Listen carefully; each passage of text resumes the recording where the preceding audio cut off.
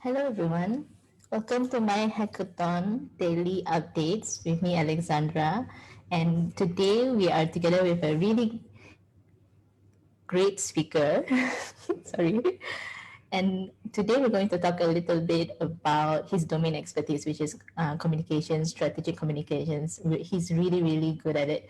And before that, let me give you a bit of a reminder to those of you who are finalists of My Hackathon Kuala Lumpur and My Hackathon Kuala Terengganu. Do be reminded that the My Hackathon Bootcamp will only be able to commence after the CMCO for Kuala Lumpur, Selangor, and Putrajaya. So our customer service team will contact all shortlisted teams as soon as we get some updates on how this will run.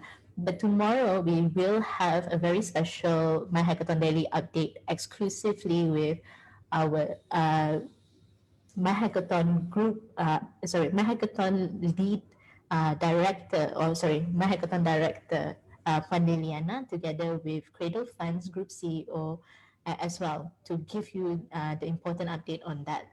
So definitely today, the main focus is our speaker, Mr. Zain Amri. I've heard a lot about you, Zain. How All are hope, you? all good. I hope. Thank you. First of all, thank you so Right. much for having me, and really an Mhm. honor and pleasure to be with you guys today. So thanks. So I read a little bit about you. You definitely are a strategic communications expert with the years of experience that you have.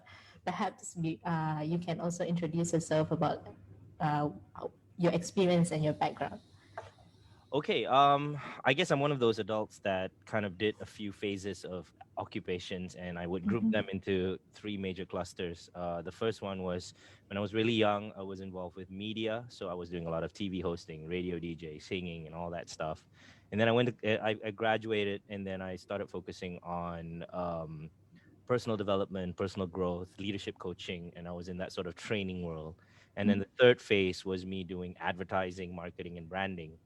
And then it just arrived at that conclusion that all these skills actually come together as what I do now, which is consulting, coaching, speaking about the work that I used to do, and helping others achieve that kind of ability to do this stuff as well. So that's the gist of it. Yeah, it's very interesting because you're an expert, and the things that you are doing, you're helping people to communicate better, which is something I find that's very difficult for some people. Right, Like for both of us, it's probably we're naturals, but right. Well, like we were yeah. speaking just now, Right. yeah, like when are you nervous? Are you I'm always nervous? nervous. I always tell people who come to my like public speaking courses and I on all that. I say Mm-hmm. if you're not nervous anymore, it means you don't care. You don't care about doing a good job. You don't care about actually providing value. And I think no matter what technique you use, energy doesn't lie. And Yes. when you don't come out with an attitude of wanting to give the best value you can, people can feel it. And so Mm-hmm. I always get nervous only because I always want to outdo myself. I always want to make sure that everyone comes out going, wow, I had a great time. And if they didn't, I'd be a little bit disappointed because I know people's times, it's precious for them, so I don't want to be wasting it. So yeah, Mhm. I'm always nervous. So for all our audience out there, there is a workshop, an ideation workshop that Zain has conducted during our Kuala Terengganu launch, and it's on Cradle Fund's Facebook page, so you can check that out. And you can also expect from Coach Zaim something for pitching and presentation, because he did that session for the Mahakathon teams during when we had our coaching sessions. Mhm. Also, Zain is also working on a book. So Yes. can you tell us a little bit more about that book, Zain? It sounds very Well, interesting. to be honest, the book is part of a lot of products that I'm coming up with. So Mhm, what's happened with me is during this COVID, my big realization is that I've spent most of my life building other people's brands that I've mhm, never actually built my own. So what I've decided to do was I'm setting up a website with a team and I'm putting all my social media together and I'm hoping to give out content through my website. And some of them are like PDFs and charts and videos. One of them that I'd like to achieve, I've always wanted to do, is write a book. And so the first book that I'm coming out with is actually, of all the things I thought I was going to write about, was what I think until today most people still ask me, which is about public speaking. And I realize in the relation, I mean, there's a lot of public speaking books out there, but I think there's very few that relates to a Malaysian's perspective of how we were introduced to public speaking. We come from an education system that doesn't really have a show and tell format. So coming from a very, exam based, get it right or wrong kind of education, it is actually a little bit harder to talk about public speaking compared to if you're someone in the American education system or the European education system. So I'm trying to cater my writing towards the people in Southeast Asia, especially. So that's it. Public speaking, mastering public speaking. And it's really important for startups, especially those who are attending or participating in My Hackathon, because pitching and presentation is a really, really important thing, especially if you're pitching to judges, isn't it?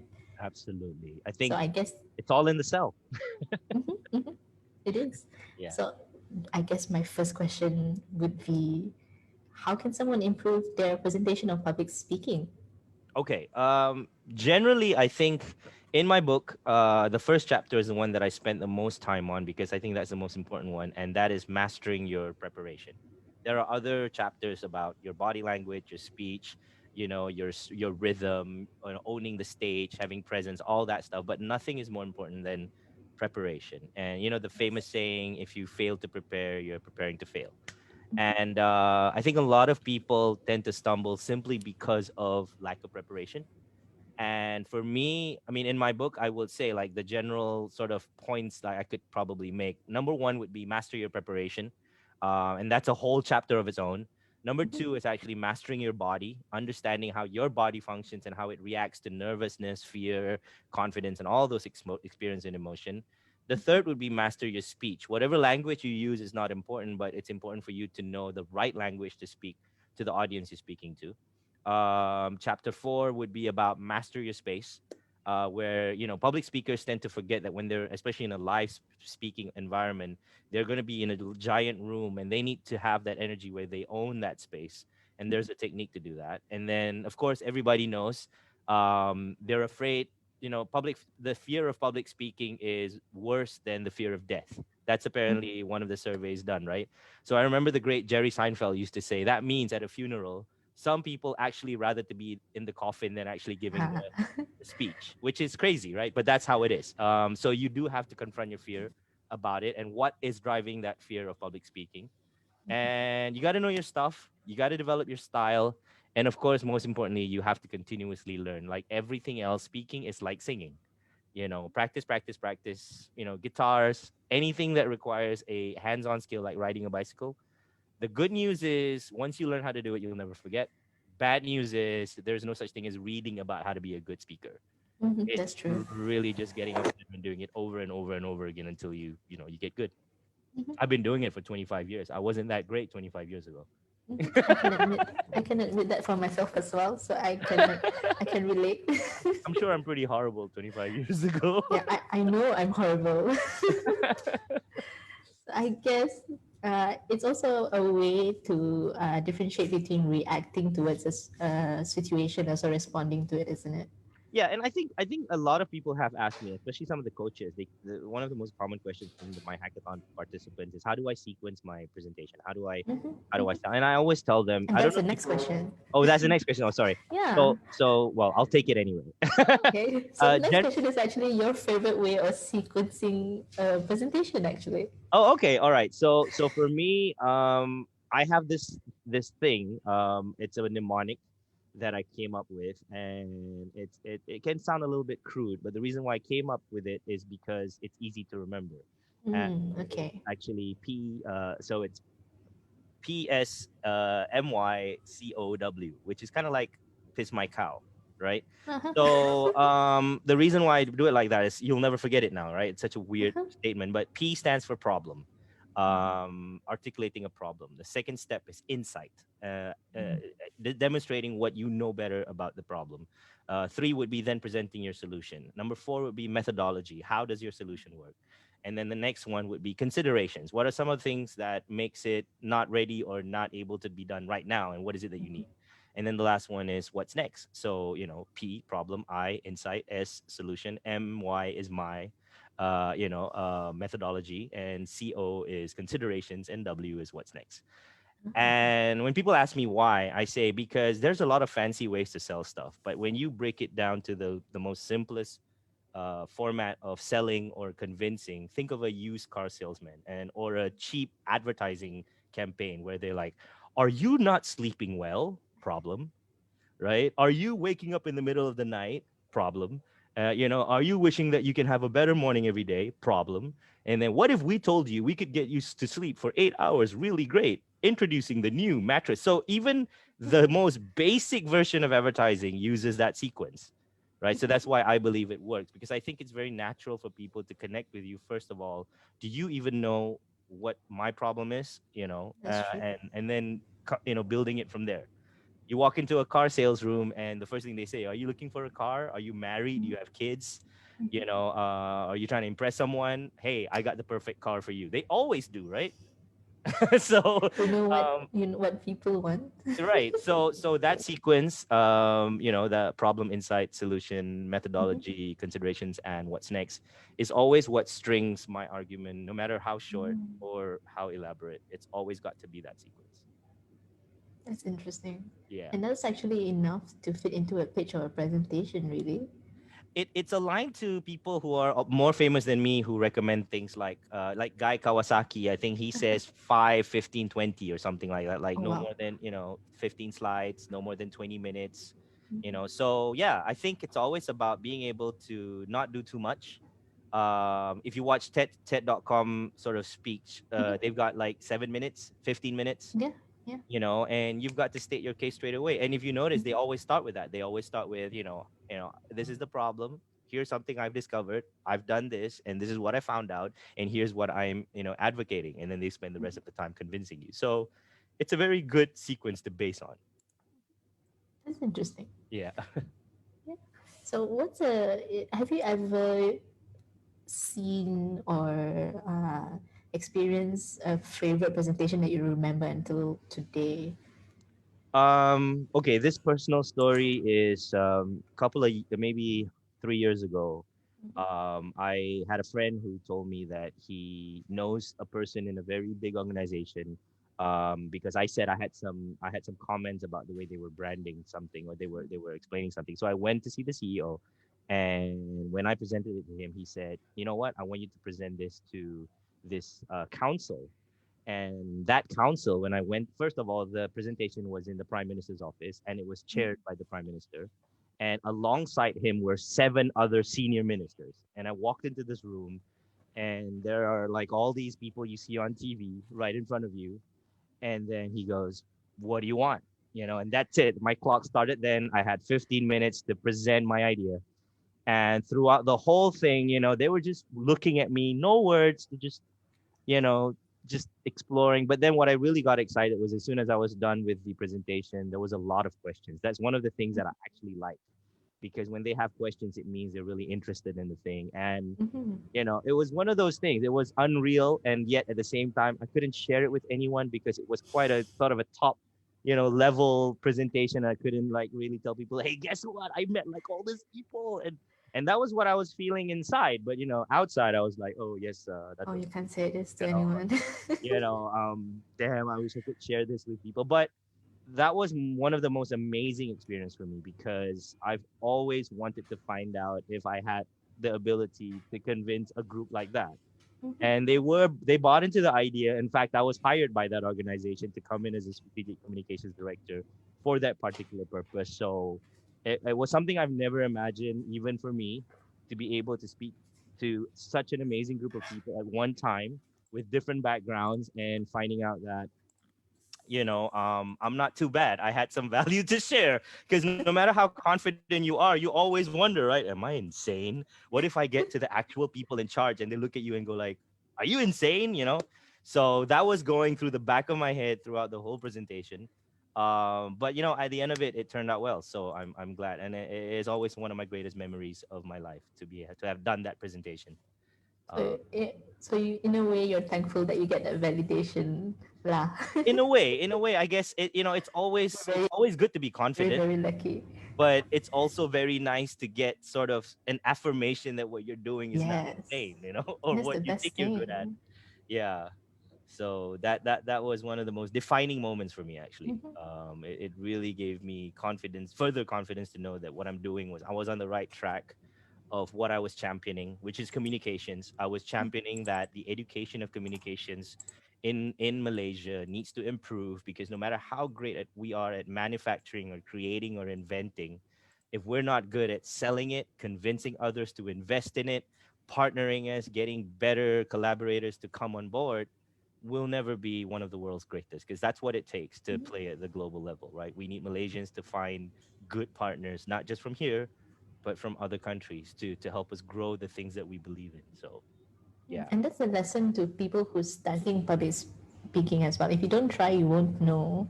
And Oh, the only way to get better is to just do lots of presentation with practice, of course, not blindly. I think the opportunity of doing live and online is something that's a great practice ground. Mhm. I mean, think about it. You and your friends could stay at home, plan every week, once a week, to do your own little sort of public speaking club where everybody gets 30, 15 minutes to, share about a book or whatever it is, a television show you watch, and you guys get to give each other feedback. I think before, you had to join some sort of like interact club, or, Mhm, mhm. Toastmasters. You have to go to Yeah, a yeah, I've heard meeting, of that. you have to prepare, and now everything's online. Actually, it gives you much more practice ground than ever before. So this is actually a great opportunity. I agree with you because there are a lot of avenues, and it's really up to us to grab the opportunity whether we want to better ourselves or not. Right. So I guess then I'm going into my hackathon territory here. Okay, So we go know ahead. that this is Malaysia's first national hackathon, right? Right. But what do you think makes my hackathon different from other hackathons? Well, first of all, it is an official hackathon recognized by the government. I think a lot of hackathons are conceptual or private, meaning whatever solution you create, it would benefit a company or some product section, or department. This one is a public or rakyat centric hackathon, where it is not just about the best, most profitable, effective, efficient solution. It's got to be adaptable. It's got to be feasible, knowing that the truth is 30 million Malaysians, 40% are earning below 5,000 ringgit, 40% are only earning 4,000 to say 9,000 ringgit, and then only the rest are, have more money than that. So when you have these solutions, you got to make sure, can it address as many people as possible, rather than, if they want it, they got to buy it, which is one of the way normal private hackathons are done, which is, we focus on our consumers, we focus on our customers. But with this, it's almost inherent that the solution itself has to come with its own explanation of how it's going to work, not just it's going to That's work, true. but why it's going to work. So I think that's amazing. I wish there were more. I wish that every time, whenever government has or public sector has issues with trying to figure things out, rather than calling all the rich expensive consultants to solve it, certain things is actually solvable by general people who may have the solution out there, and just giving them that opportunity. And I think that's the way forward. I think that's where all countries are heading towards, getting the Yeah, input of the people to help out, that's true. That's because it's true. our country. Everybody should help out. That's true. That's Yeah, true. And there will be more hackathons like this actually, that would because be we still have four more cities to go with right, more right. teams. So Absolutely. we're done with two already. I'm already excited looking at the Yeah, topic me that has too. been picked, because it really are, real problems. They're not fictitious Mhm. True. hypotheticals. It's all real issues. And if Mhm. someone out there does solve it, wow, hats off to you, and thank you Yeah. on behalf of everyone else. Yeah, that's why I'm really, really excited. Like, I know that finalists or winners Mhm. will do a pilot deployment project. But Right, as we know, eventually, this solution center or national deployment. mm, So we're thinking of that scale right now, right, national, and probably more if you're smart about it. right. So my next question for you is, what kind of strategic communications? I'm asking an expert here, lah. In terms of like, I know, I'm not the expert, but I'm just saying like maybe brand strategy or maybe some strategies on user loyalty because we're asking the riot to use these digital solutions. What Right. would you recommend? Well, first of all, great that you brought it up because in the past, one of the things that I have raised a few times when I was on the government side is that we tend to create projects from an opinion of engineers, accountants, finance people, bankers. These are the key sort of fields that helps create a mega project. Granted, I don't deny that. But what always seems to be missed out is the strategic communication. So, for an example, would be we built this MRT, right? This is a brand new public transportation mode, and yet few months a few years later we find out, oh, people don't know how to use it, people don't know how to even have the ethics to queue and stuff like that. And my question to the people that powers that be was, how would they know if we didn't create the education around it? So one of the challenges we have with mega projects is we tend to lack in the explanation of how it's used, right? Like for example, even until today, there are still people who are using. I'm not trying to criticize, but this is just something I've noticed, an observation. A lot of people keep still asking, like, "Oh, what is the SOP for CMCO? Oh, how do I know where's the hotspot?" And I'm like, "Do you have a MySejahtera app?" I'm like, "Yes, I do." Turn it on, and it's in there. Just press this and this. They're like, "Oh, right, it's all here." And I'm like, you've had this app and all you do is check in. And you're right. I can't blame you because no one quite told you to do this online or something. So I think communications is actually the most critical part when it comes to a target audience that you cannot assume knows what you're talking about, understand Mhm. what you understand, or was educated the way you're educated. I think that's the most humbling experience I've learned when I was building, communication campaigns. That I cannot assume that everyone's on the same page as me. I've got to figure out for the lowest denomination because we can't leave anyone behind. The whole That's true. idea of our country's vision is about like makmur bersama, like Mhm, mhm, shared prosperity. So it's not about prosperity for those who know, for those who don't, you're doomed. mhm, It's not like that.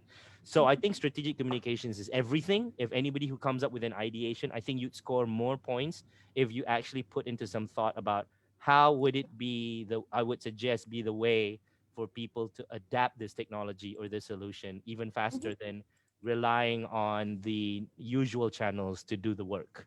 Like I That's think true. taking responsibility for the education, awareness education, and advocation of a solution is even more important than Mhm. the rollout itself. So yeah, I agree with you. it's Not big. as an afterthought, but Right. communications as a main strategy as well. Absolutely. I remember Farisha, the person you had speak to Yes, yesterday. She and yesterday. I actually worked on a project many Mhm, years ago, and that was one of our biggest learnings. We were working on a project where it was almost ready to launch, but as we are about to launch, my communications team started, asking questions to stakeholders about what they had, their usual FAQs, and when we brought back the FAQs, it actually kind of stunted the project because there was a mhm, lot of things we didn't think about.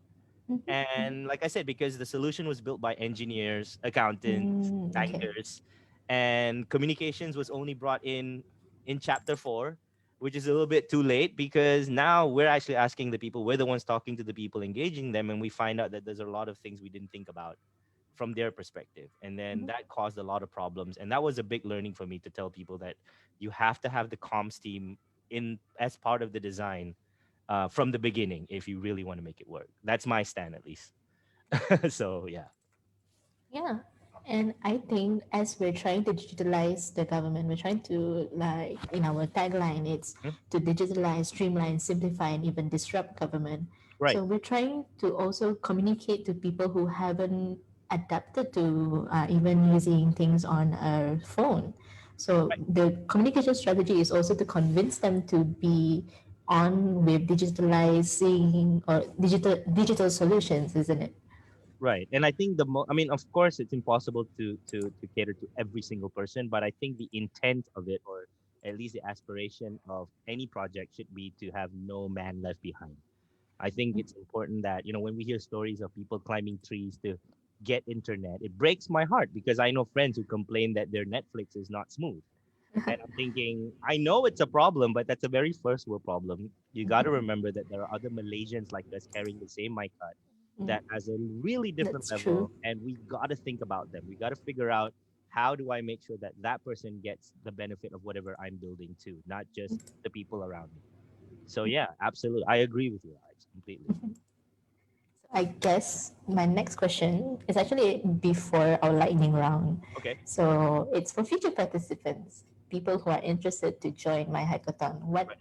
is your advice, or maybe if you'd like to give them some do and do? Well, first of all, I think one of the most important things, if they're interested in joining a hackathon, is just join it and actually get the experience of being around other people. I think the true value of being part of hackathons is meeting like-minded people who want to solve problems and obviously want to monetize it, and they want to benefit out of it too. Let's not kid ourselves. But at Yep. the same time, what's a bigger value is to participate as many times as you can, especially if you think you're smart enough to solve the problem. I think one of the things I Yes. always tell people is that because of my hackathons, I get to tell people whenever they start complaining about what's not working in the world, I go join it and go get it. If you're so smart, go fix it. Like either be part of It's the your chance. solution or you're part of the problem. So, Mhm. for people who are always angst about how things don't work, join these hackathons, show them how you think it works, and prove it. Like really create a solution. And most importantly, I think, again, I know, although it is very easy to naturally expect to think that how am I going to get rewarded out of this, Mhm. what is the value, of course that's important too, but I think, orang Melayu cakap lah, tak cuba tak tahu, satu, Yes. and then nombor dua, janganlah fikir duit sangat, fikir pasal your value, right? Mhm. When you approach things out of what can I contribute, I think your mind grows more, Yes, that's true. than apa, your, rather than what's in it for me. Then you get very, Mhm. very zoned into just what you want to achieve out of it. So I think if you have that sort of big heart and that open mind, I hope that hackathons is a culture in Malaysia. Honestly, that's what I hope it is. We're hacking a lot of So things. help us by making it as successful as possible, so Yeah. that everyone believes that this is a very, very viable way to find solutions to get things sorted and Yeah. done. And it's for Malaysia, Team Malaysia. Yeah, absolutely, So absolutely. we're now in our lightning round. Okay. So you know how it goes. No, I So I'm don't. going Tell to me how ask this works. you, and I'm going to ask you like what's a question, and then you'll answer in 5 words or less, Okay, or as short I'll as you try. can. Ooh, now Okay. that's the What's most it? challenging thing ever. 5 words or less. Okay, I'll try. Probably 5 words or less or more, but keep Okay. it short lah. Right, right, right. Okay, okay. Here we go. A recent Ready. happy moment. Recent happy Mm-hmm. moment. Launching my new Instagram account. Oh, you've never had an Instagram I've account? had, but Okay. it Oh, was this an is the Instagram legit one. account that Okay. was, yeah. This one was the fact that I built it out of what I'm going to do for my website, Ah, okay. and I have no idea how to be a content creator in that level Mhm. of social media. So every day I just kept doing videos. I didn't care whether people watched it or not. I just got happy that I learned how to edit, and You're going to have a lot of fun. yeah, I am having a lot of fun, and I love it. Okay, next. Mm. What are you thankful for? I am thankful for people who have told me I couldn't do it. I think Oh, my whole wow. life I used to resent these people. But now Uh-huh. that I look back at my age, if it wasn't for these people who told me I couldn't do it, I don't think I would have gone out to achieve what I've achieved, to Oh, prove that's that I. amazing. It's That's true. really amazing. I remember the voices that told me, "What makes you think you're going to be a singer? What makes you think you can be a trainer? Hmm. What makes you think you can be in advertising? What makes you think the people outside Malaysia will want to listen to you? What makes you think people from the US want to be your customers?" Every time Hmm. someone told me this, it made me feel like, "Oh yeah," and then Look at so me now. I mean, no, but it gave me that impetus to really find out, because for me I thought, why not? And then there are Yeah, people around me telling me that it couldn't happen. So that's a good I question. just Why had not? to go and find out myself, and I'm really glad that they pushed me that way, for better or Hmm. for worse. I'm really grateful for the people who doubted me in the past. They're a blessing as well. Yeah, they're Okay, absolutely. secret to happiness. Oh, this is my favorite. Mhm. Self-awareness. I That's know it. you've been waiting for this. 2 words. Self-awareness. I said it in the ideation workshop, and I think Mm. I'll say it again. I think self awareness in this day and age is not as impossible as it was 1,000 years ago, meaning you're aware of what you're capable of, your own weaknesses, your own fears, your own insecurity. We all have it. And not being aware of it is the worst thing in the world. It's like driving a car and not knowing what's in the engine. Mm-hmm. right? And I think if you know that, oh my God, happiness is like a moment away for you. I think everyone who's unhappy are just people who have not yet become aware of the situation that they have around them. I think that's my personal point of view. Self awareness. That's amazing. Thank you for those wise words. That's really, really true. And I'm glad that you're here to share it with us today. Yeah, and so we're at the end of our daily updates. Definitely a big thank you to you, Yazain. Thank you so much for sharing. We actually covered a lot today. Great. That's Yeah. fantastic. Yeah. And what are your wishes for people in my hackathon, or people who would like to join my hackathon soon? Like I said, it's great to think about it, but until you actually open the website, put your name in, sign up, and show up on day one, Hmm. you can talk till the cows come home. Yeah, But nothing's gonna change. I think that's true. the biggest self awareness is that I want to point out is that you may be the only person who doesn't believe that you could be the solution to something, and Thank you because so of much for that that. you're holding back a solution that could benefit everyone because you Hmm. have issues about rejection or denial or Hmm. whatever it is, and if you got over that, the country would benefit. So take action, open the website, sign up, figure out how you're going to get it done later, but take actions on things that you can do something about today, towards being part of this amazing movement called the hackathon movement. So Hmm. that is my 2 cents worth. That's really great. So you've heard it here. Those of you watching on live stream right now, Hmm. definitely you have to share this with your friends as well, because I think today's session has been the most enlightening from Zain. Oh, wow, thank you. I was ecstatic. This is just an evening after work chat for me, but and thank you, Alex, for such amazing questions. I really enjoyed the questions, though. And I'm glad you answered them with all your heart as well. So for everybody, keep yourself updated. Also, this whole week, this weekend for my hackathon daily updates. Yeah, at 6 p.m. So we have recaps, updates, and exclusive interviews with our guests, such like Zain. And also check us out on Cradle Fund's Facebook page as well. So you can look at previous episodes of this My Hackathon daily updates as well. We also have our AMA sessions, Ask Me Anything sessions, also on the Facebook page. So also, I would like to tell you to keep safe, Yes. be happy, and time to digitalize, streamline, simplify, and even disrupt government delivery. Thank you, everybody. Bye bye. Bye.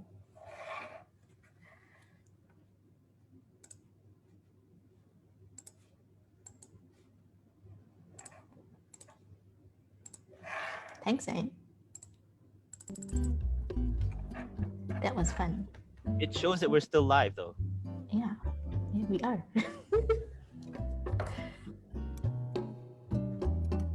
Thanks, everyone.